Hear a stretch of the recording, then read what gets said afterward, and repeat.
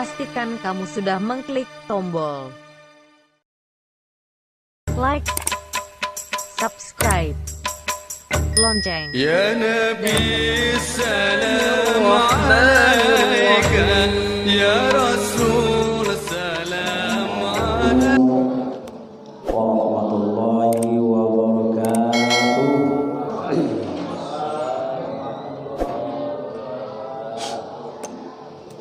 Nahmaduka ya man awdahta lana subulal hidayah wa anzahta an basairina ghasawatal ghawaya wa nusalli ala man arsaltahu syahidan wa mubashiran wa nazira wa dayan ilallah biizni wa sirajan munira.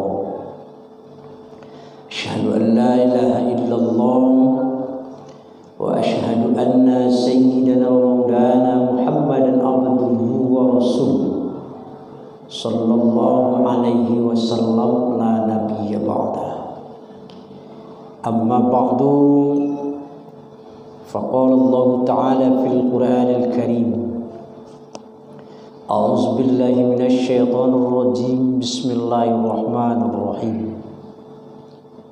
Fakhalafa min ba'dihim khalfun adha'us shalah wattaba'us syahawati fasawfa yalqawna ghayya. Shadaqallahul azim. Yang sama-sama kita hormati Bapak Ibu pengurus Masjid Al-Hijrah, yang kami hormati, yang kuangkuni nenek mama, alim ulama, jadi pandai, pemuka masyarakat, ibu-ibu majelis ta'lim, umumnya kita dan hadir pada saat ini. Selalu kita bersyukur kepada Allah Subhanahu wa taala di atas segala limpahan nikmat yang telah Allah karuniakan kepada kita semua, sehingga pada malam hari ini kita kembali hadir di masjid yang kita cintai ini dalam rangka melaksanakan ubudiyah atau ibadah kepada Allah.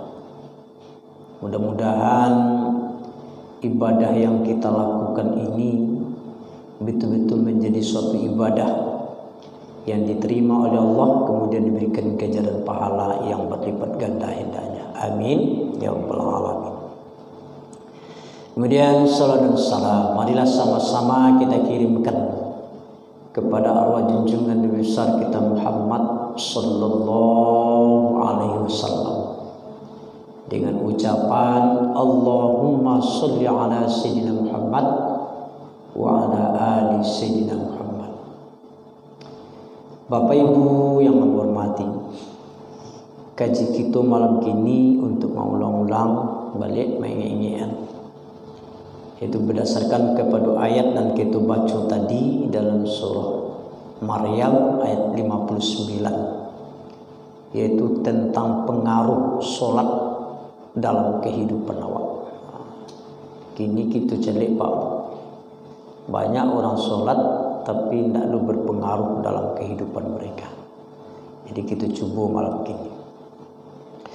Bapak Ibu yang kami hormati, semoga bermanfaat bila pada kesempatan ini kita buka kembali dan kita ungkap kembali makna solat yang kita kerjakan ini.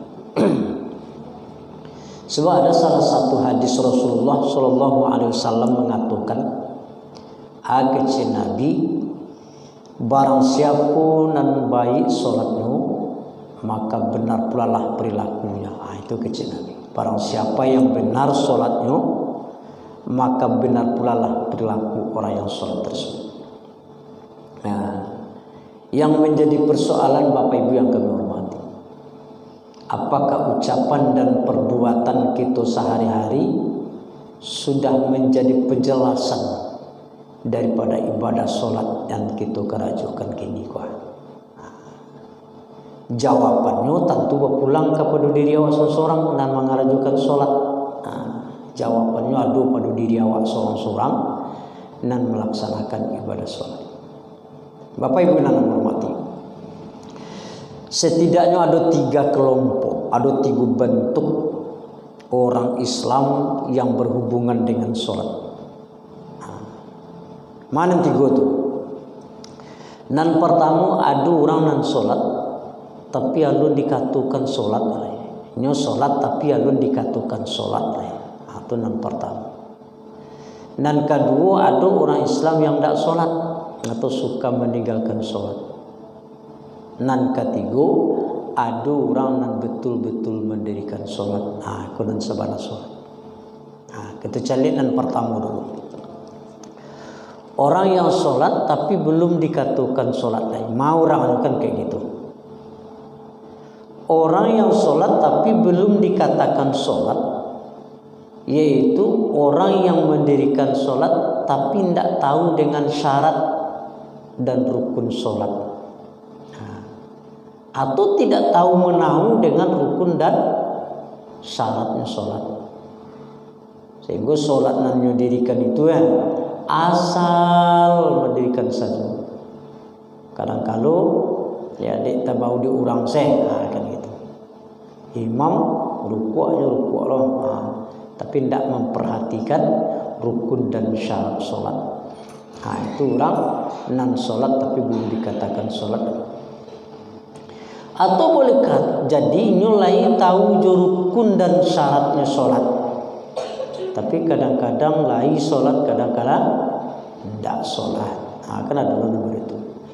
Lai tahu rukun dan syaratnya sholat, tapi kadang-kadang sholat, kadang-kadang tidak.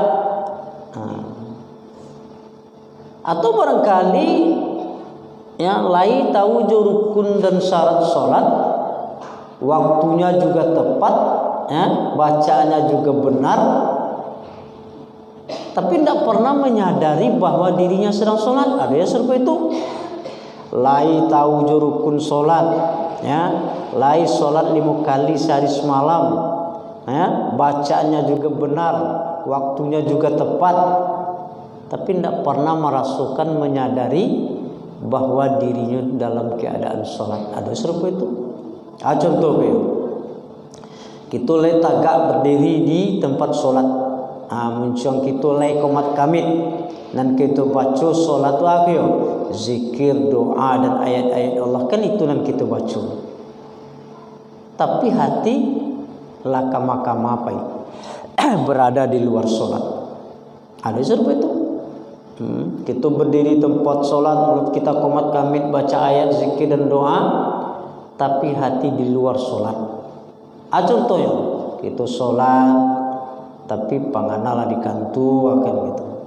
Kita sholat panganala di sawah, di ladang, di pasar dan segala macam.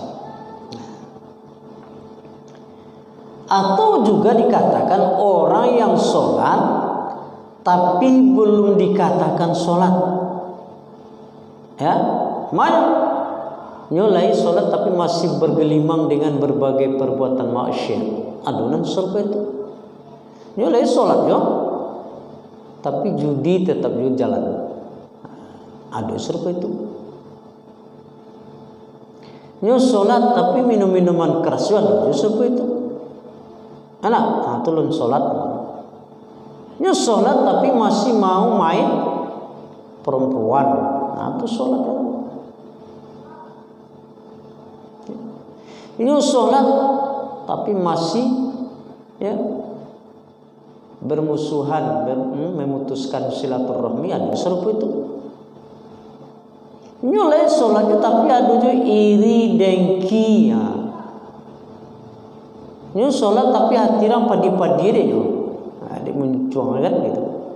Ini sholat tapi masih gunjing jalan terus.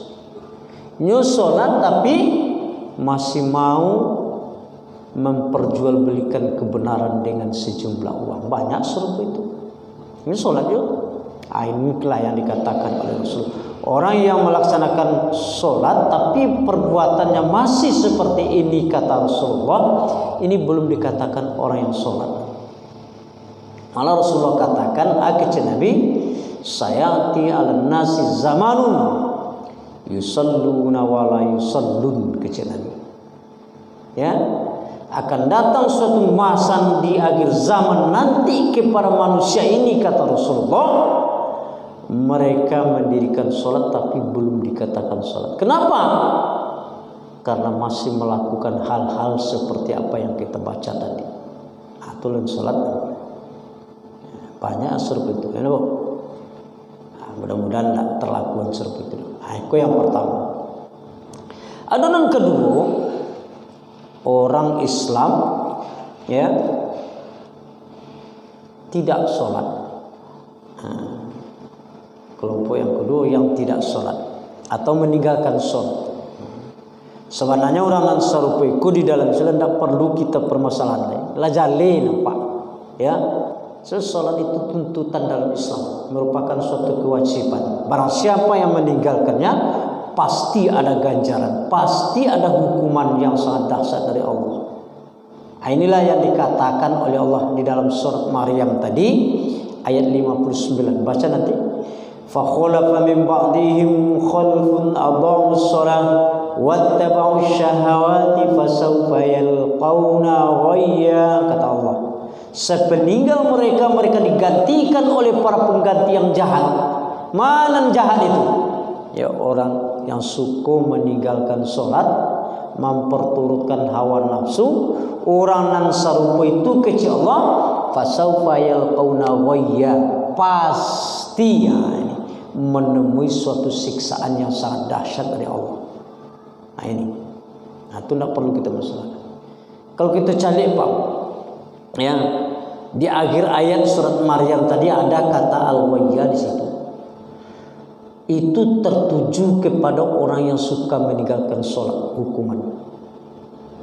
Kalau kita cari pengertiannya menurut para ahli tafsir, ya, para ulama ahli tafsir.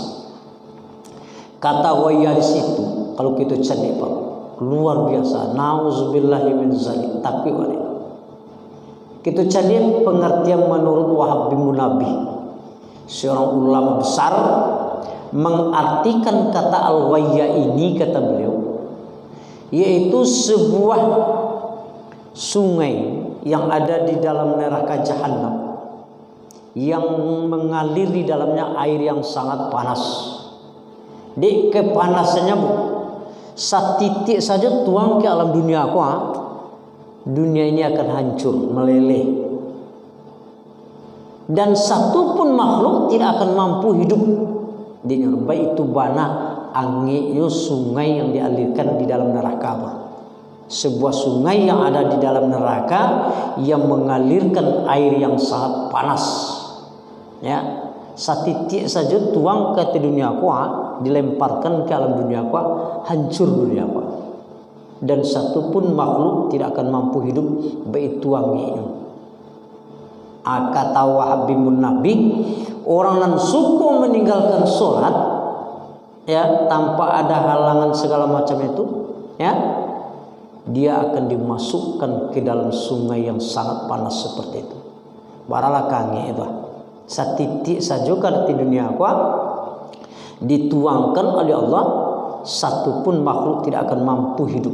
Bahkan dunia ini akan meleleh di bawahnya. Itu nan suku meninggalkan sholat kecilnya Tuhan, ke situ dimasukkan oleh Allah. Parah. Ada lagi yang kedua, gurunya yang bernama ahli tafsir yang bernama Ibnu Abbas namanya. Kata al-ghayya di akhir ayat tadi dia tafsirkan atau dia artikan, kata beliau, sebuah jurang yang ada di dalam neraka jahanam sangat dalam dan sangat panas, kata beliau. Ya. Kemudian jurang yang ada di sekitar itu memohon kepada Allah, ya, barang bermohon kepada Allah sebanyak 1000 kali sehari semalam, agar ini tidak disatukan dengan jurang yang sangat dalam dan panas itu. Di kedalamannya ya, dilemparkan batu dari hati sampai ke dasarnya itu 1000 tahun baru sampai ke dasar. Pada dalam itu panas lu. Nah, itu dia artikan kata al-ghayya di akhir ayat tadi. Sebuah jurang yang ada dalam neraka jahanam sangat dalam dan sangat panas di ke dalamnya dibuang batu dari hati kecilnya, itu 1000 tahun baru nyampai ke dasar. Menurut penafsiran beliau, orang yang suka meninggalkan sholat, Allah akan lemparkan mereka ke dalam jurang yang seperti itu. Luar biasa. Ya. Kemudian ada lagi atau seorang ulama dan ahli tafsir juga, dia mentafsirkan kata al-ghayya di akhir ayat yang kita baca tadi dalam surat Maryam 59. A-nya tafsirkan, A-nya artikan, yaitu sebuah telaga yang ada di dalam neraka jahanam.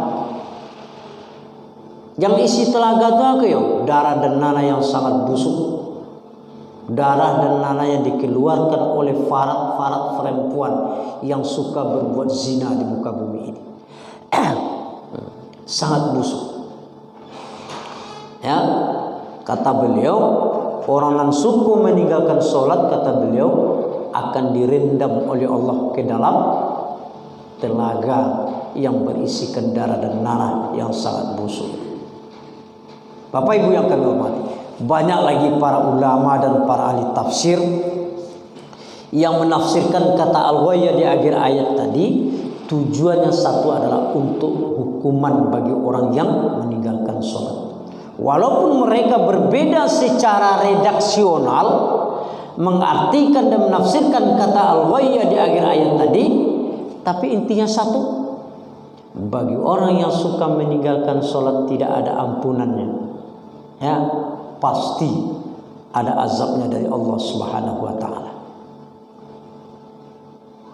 Bapak Ibu yang kami hormati, kalau kita cari Pak dalam sebuah buku Darul Nasihin, ya, penafsiran dari kata-kata Al-Fatihah, ayat surah Fatihah, di sana dijelaskan, ya, hukuman siksaan bagi orang yang suka meninggalkan sholat ini, Pak. Ya, ada 12 siksaan yang akan mereka terima. Mana 2 balik itu? 3 ketika kita berada di dunia ini, ya. 3 ketika kita sedang berada di dunia ini. Aksisan Allah bagi orang yang suku meninggalkan sholat, ya, kata Rasulullah, ada 3 siksaan yang akan diberikan oleh Allah ketika kita berada di dunia ini. Nan pertama, ya, nan pertama, Allah akan menghilangkan keberkahan rezeki, ya, keberkahan usaha yang diberikan oleh Allah SWT. Ya. Ya. Kadang lagi banyak pitiawa, ya, tapi tidak tarasu se payah. Tandanya keberkahan itu sudah hilang. Keberkahan rezeki kita sudah dicabut oleh Allah SWT. Ini yang pertama.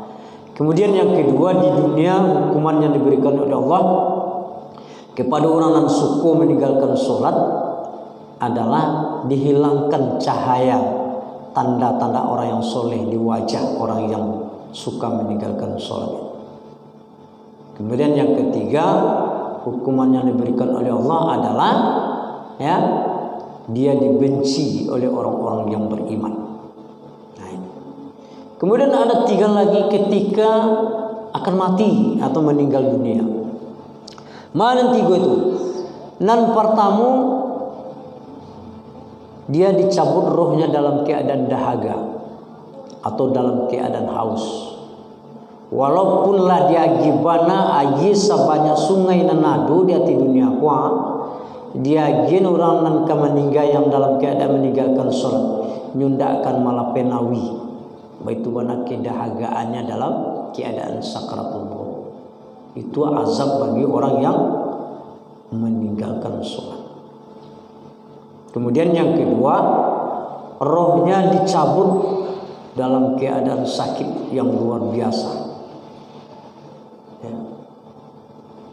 Rohnya dicabut dalam keadaan sakit yang luar biasa, ya.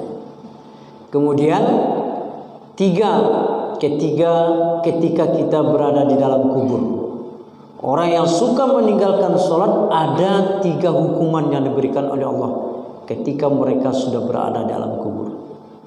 Yang pertama, dia sangat sedih terhadap pertanyaan mungkar dan nakir yang tidak pernah terjawab sama sekali.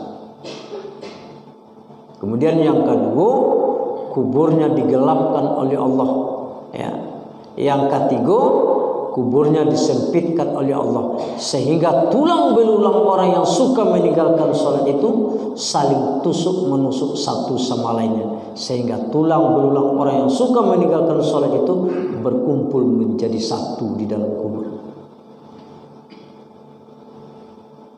Kemudian 3 hukuman yang diberikan oleh Allah ketika kita berada di padang mahsyar. Manan 3 nan pertambung ya, timbangan ya dosanya jauh lebih berat daripada timbangan pahala atau kebaikan. Dia sangat sedih atas hisab yang diberikan Allah kepada mereka. Kemudian yang kedua, Allah sangat murka sekali kepada orang yang suka meninggalkan sholat. Kemudian yang ketiga, Allah mengazab orang yang suka meninggalkan sholat itu dengan siksaan yang luar biasa. Jadi tidak ada ceritanya Pak. Orang yang suka meninggalkan sholat dengan sengaja ketika di dunia ini, ya, balasan dan siksaan dari Allah SWT tidak ada ringan. Ya. Bapak Ibu yang kami hormati, bagi orang yang suka meninggalkan sholat, jangankan Allah, setan pun tidak mau berkawan juga. Ada suatu kisah ya dalam kitab Duratun Nasihin yang saya baca, kisah tentang seorang yang meninggalkan sholat. Pada suatu hari dia pergi jalan-jalan, kebetulan ditemani oleh seorang laki-laki yang kebetulan laki-laki itu adalah setan yang bisa merubah wujudnya seperti manusia, seorang laki-laki. Nyupai jalan dari pagi sampai sore, mulai dari waktu subuh sampai sore. Ya, ketika waktu sholat datang, dia tidak sholat. Mulai dari subuh tidak sholat. Nanti bulu waktu zuhur tinggal sholat. Tiba waktu asar, ya tinggal sholat. Maghrib apalagi, isya begitu juga. Ya, ketika dia sudah kembali dari bajalan, lalu dia lepas naik bajalan, nyoba istirahat, ya, mau tidur. Ketika dia mau tidur, temannya laki-laki tadi atau setan yang menyerupai laki-laki tadi pergi. Lalu kecil laki-laki tadi, kenapa engkau meninggalkan saya? Ya, kenapa engkau meninggalkan saya, kecil laki-laki tadi? Kecil setan yang menyerupai laki-laki tadi, kami katanya atau saya mendurhakai Allah selama saya mulai diciptakan sampai hari kiamat hanya sekali mendurhakai Allah, tidak mau sujud kepada Nabi Adam. Sedangkan engkau satu hari ini aja udah 5 kali melanggar aturan Allah. Saya lebih takut murka Allah daripada berteman daripada orang yang tidak sholat. Nah, setan saja tidak mau berkawan orang yang suku meninggalkan sholat.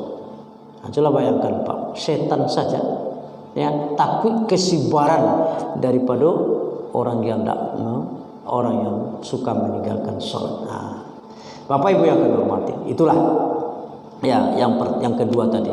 Ada orang Islam tapi tidak mendirikan sholat. Ingat ya bahwa orang yang suka meninggalkan sholat itu pasti akan mendapatkan suatu siksaan dari Allah. Pasaufa yalqauna wayya, kata Allah. Pasti akan menemui suatu siksaan yang sangat dahsyat dari Allah Subhanahu wa taala. Ingat itu. Nah, ini yang kedua. Lalu ada lagi bentuk yang ketiga. Orang Islam dalam hubungannya dengan sholat itu. Ya, yaitu orang yang sholat dan betul-betul mendirikan sholat atau benar-benar sholat.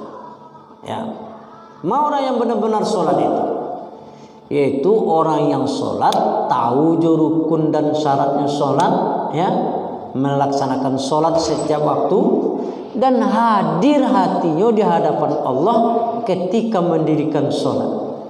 Ya, di samping itu sholat juga merupakan standar perilaku daripadanya perbuatannya sehari-hari, dan juga menjadi perisai daripada perbuatan yang keji dan yang mungkar. Nah, itu baku bisa seperti itu.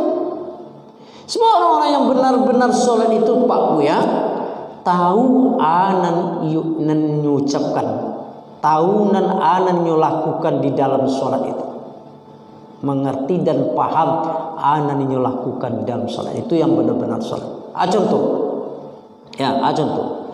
Ketika orang yang benar-benar sholat itu, Bapak Ibu yang kami hormati, berdiri tegak lurus, ya, apa makna yang diisyaratkan ketika kita berdiri lurus dalam sholat itu? Orang yang benar sholat itu, ya, dia paham betul makna yang diisyaratkan ketika dia berdiri lurus dalam sholat itu. Apa maknanya? Hidup orang yang benar-benar sholat itu Pak adalah istiqomah. Dia punya pendirian, tidak mudah goyah, ya, tidak berpaling kemana angin berhembus, tidak seperti pucuk eru, kemana angin keras ke sana arahnya, tidak seperti itu. Semua orang yang benar-benar sholat itu Bapak Ibu yang kami hormati, dia mempunyai keyakinan dan mempunyai tujuan hidup yang jelas, ya. Tujuan hidupnya, tujuan dia mendirikan sholat, yaitu betul-betul mencari keridhaan Allah Subhanahu wa Ta'ala, bukan karena yang lain. Kemudian ketika kita membaca Allahu Akbar, orang yang benar-benar sholat itu Bapak Ibu yang kami hormati, ketika dia mengucapkan lafaz Allahu Akbar, dia ucapkan dengan sepenuh hati, dengan keyakinan yang mantap bahwa tidak ada yang maha besar, tidak ada yang maha mulia, tidak ada yang maha tinggi kecuali adalah Allah Subhanahu wa Ta'ala. Dia menyadari betul bahwa dirinya adalah makhluk yang rendah, makhluk yang hina bila berhadapan dengan kebesaran dan keagungan Allah Subhanahu wa Ta'ala. Pangkat nado pada dirinya, jabatan yang dia duduki, ya, kehormatan dan ilmu yang dia banggakan, semuanya tidak ada artinya sama sekali bagi orang yang benar-benar sholat bila berhadapan dengan kebesaran dan keagungan Allah Subhanahu wa Ta'ala. Tujuannya hanya satu, ibadahku, hidupku, matiku hanyalah tertuju untuk Allah Subhanahu wa Ta'ala. Inna sholati wa nusuki wa mahyaya wa mamati lillahi rabbil alamin. Itu prinsip orang sholat. Sesungguhnya ibadahku, hidupku, matiku hanya tertuju kepada Allah Subhanahu wa Ta'ala. Kita singkirkan segala persoalan pribadi kita. Sholatku, ibadahku, hidupku, matiku hanya untuk mencari keridhaan Allah Subhanahu wa Ta'ala. Ikrar kita itu Pak sebagai cermin ketaatan dan keikhlasan kita terhadap apa yang kita lakukan. Jangankan harta, jangankan pangkat, ya, hidup dan mati kita rela untuk menebus keridhaan Allah Subhanahu wa Ta'ala. Baik turang nambah-nambah sholat. Ketika kita rukuk, anan kita baca Subhana rabbiyal azimi wa bihamdi, kan kayak gitu. Kita bertakzim kepada Tuhan yang maha mulia, kepada Allah yang maha mulia, yang maha bijaksana, yang maha tinggi, maha agung. Semua Bapak Ibu yang kami hormati, walaupun kita menjadi sebagai seorang presiden, sebagai seorang raja, sebagai seorang menteri, sebagai seorang pimpinan dalam satu lembaga yang sering mendapatkan angguk-anggukan penghormatan, ya, semuanya itu kita singkirkan terlebih dulu. Kita singkirkan, kita ratukan kapanuwa dengan pungguangwa sebagai simbol di antara kita manusia ini. Tidak ada yang tinggi dan tidak ada yang rendah, tidak ada yang mulia dan tidak ada yang hina di sisi Allah Subhanahu wa Ta'ala, kecuali dibedakan oleh tinggi rendahnya frekuensi ketaatan kita kepada Allah SWT. Baik itu orang yang betul-betul sholat.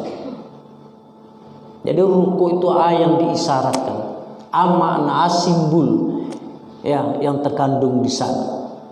Ya, kita ratukan kepala awak dengan punggung awak makna yang terkandung di sana. Sebab di antara kita manusia ini tidak ada yang tinggi di sisi Allah, tidak ada yang rendah, tidak ada yang mulia, tidak ada yang hina, kecuali dibedakan oleh tinggi rendahnya frekuensi ketaatan kita kepada Allah SWT. Itu yang membedakan apa di sisi Allah. Tapi kalau di dunia ya ada, kok presidennya ada membedakan awak zona rendah.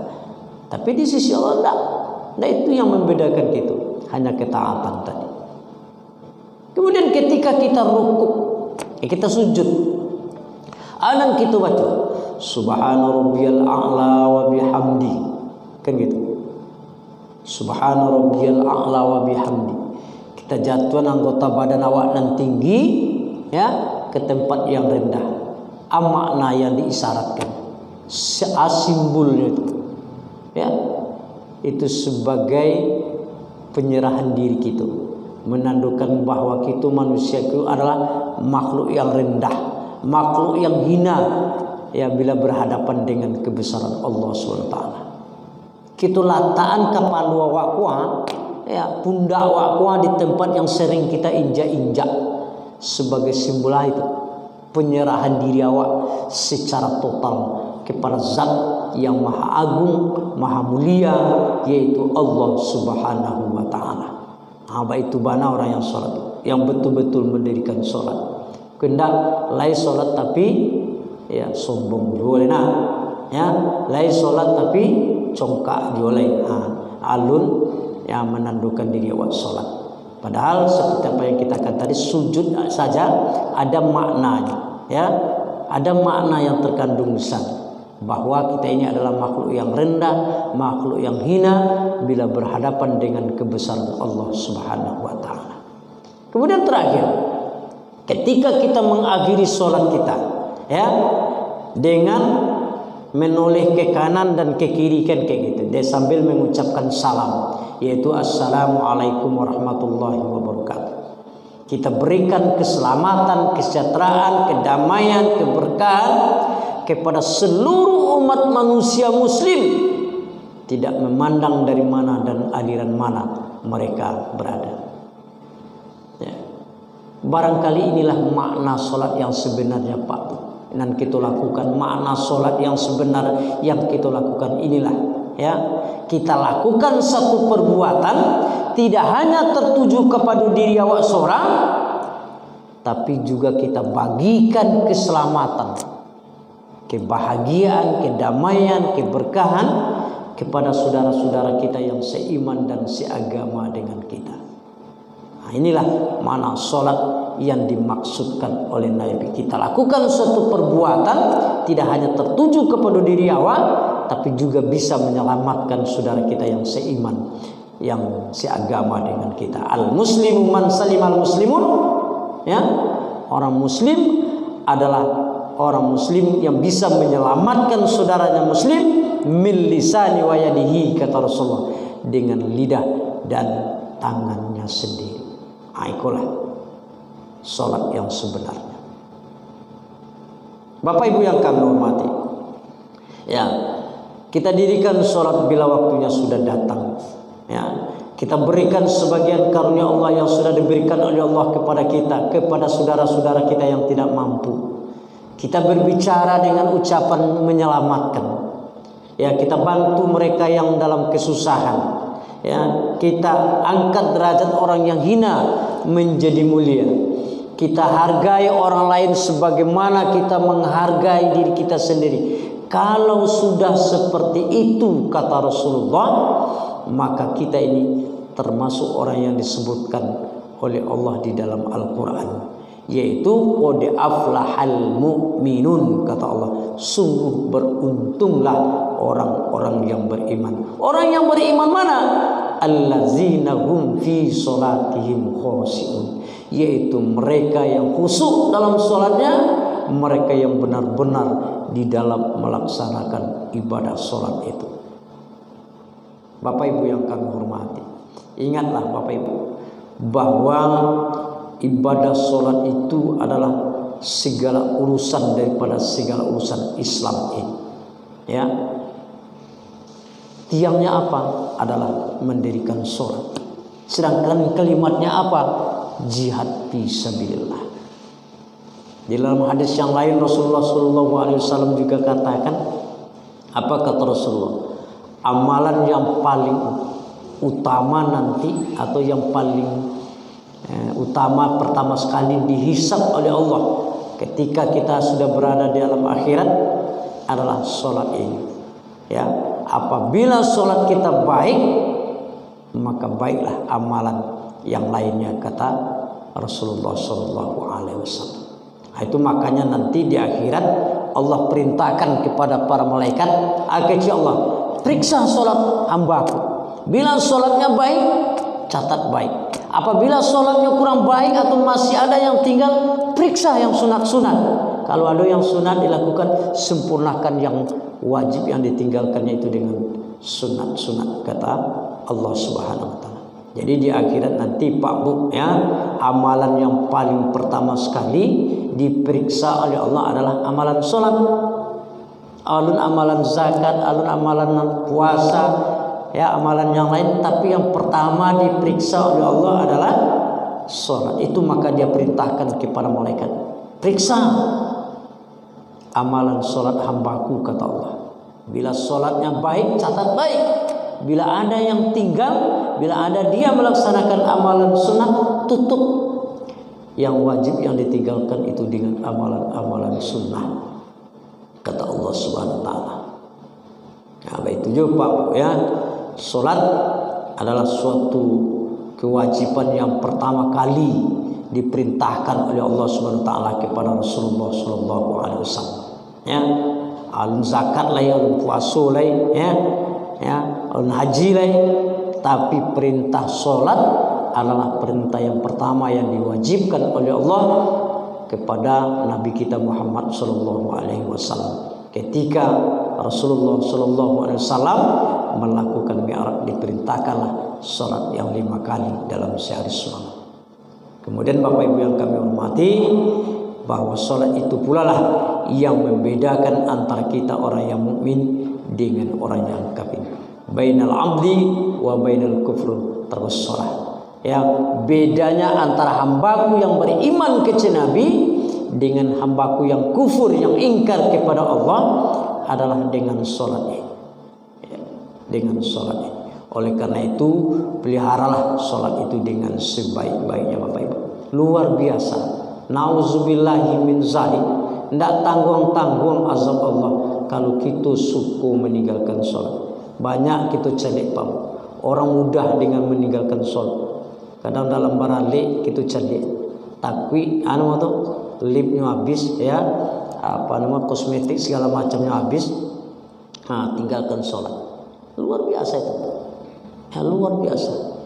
Azab dari Allah SWT. Oleh karena itu tidak ada ampunan bagi mereka yang suka meninggalkan salat. Malah Rasulullah SAW katakan, dalam kondisi bagaimanapun ada, kata Rasulullah, yang namanya salat jangan sekali-kali ditinggalkan. Tidak boleh ditinggalkan. Ya, dalam keadaan sakit sekalipun ada tata cara, ada keringanan yang diberikan oleh Allah untuk melakukan salat.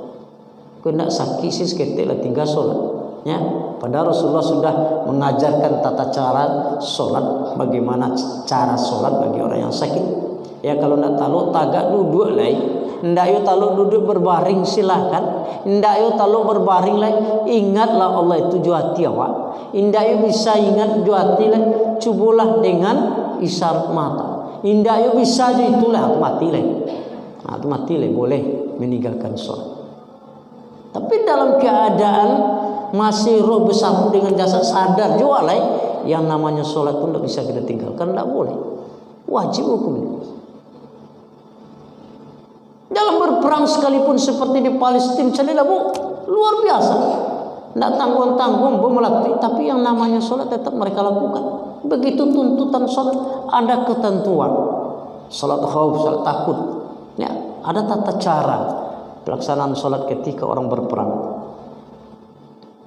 Upaya ya, berjalan-jalan segala macam ya dalam waktu yang cukup lama, ada ketentuan, ada keringanan untuk kita mendirikan sholat. Boleh dijamak, boleh dikasak. Artinya apa? Dalam kondisi bagaimanapun Pak, yang namanya sholat tidak boleh kita tinggal. Inilah yang kebanyakan ya, mereka ngaku beriman, beragama Islam, tapi yang namanya sholat tetap mereka tinggalkan. Padahal kalau kita memang yang masalah kaji sholat lah bosan orang mendengar, tapi banyak juga orang yang tidak melaksanakan. Udah sekian ayat, sekian hadis Allah Rasulullah menjelaskan tentang hukuman azab bagi mereka yang meninggalkan sholat, tapi juga tetap meninggalkan sholat. Apalagi anak-anak kita Pak, susah kita untuk menyuruh mereka untuk sholat. Luar biasa ya, luar biasa. Kadang dipandang remeh ya, tidak acuh mereka untuk mendirikan sholat. Lazan orang tidak sholat ya. Padahal jangankan untuk meninggalkan sholat, fawailul lil musallin, melalaikan aja sudah masuk neraka ya, melalaikan waktunya aja sudah masuk neraka, apalagi meninggalkannya secara nyata-nyata. Oleh karena itu Pak Bu, ya sekarang kita lihat banyak orang yang meringankan ibadah sholat, padahal ibadah yang paling utama, yang paling nomor satu ya, dihisab oleh Allah SWT nanti adalah sholat ini. Malah sholat inilah yang dienteng-entengkan orang untuk melaksanakan, malah dilalai-lalaikan, seolah-olah tidak bagunu Rasul, tidak ada keperluan Rasul untuk diri awak ya. Seperti itulah keadaan. Oleh karena itu marilah kita selalu berdoa kepada Allah, mudah-mudahan sampai akhir hayat itu nanti, detik-detik akhir hayat kita nanti, jangan kita termasuk orang yang suka meninggalkan sholat. Kalau kita baca Pak Bu ya, baik dalam Al-Quran maupun hadis, hukuman bagi mereka yang suka meninggalkan sholat luar biasa. Tidak ada ampunan dari Allah Subhanahu wa Ta'ala. Mudah-mudahan kita ini tidak termasuk orang yang suka meninggalkan sholat. Mari kita jaga sholat kita dengan sebaik-baiknya. Barangkali inilah yang dapat kita sampaikan. Mudah-mudahan kedepannya sholat kita jauh lebih baik lagi, jauh lebih sempurna daripada sebelum-sebelumnya. Kita selalu berdoa kepada Allah, apa yang sudah kita lakukan, termasuk ibadah sholat yang kita kerjakan 5 kali sehari semalam ini, termasuk amalan yang selalu diterima oleh Allah Subhanahu wa Ta'ala. Fa'tabiru ya ulil absar. Perbanyak maaf. Wabillahi taufiq wal hidayah. Assalamualaikum warahmatullahi wabarakatuh.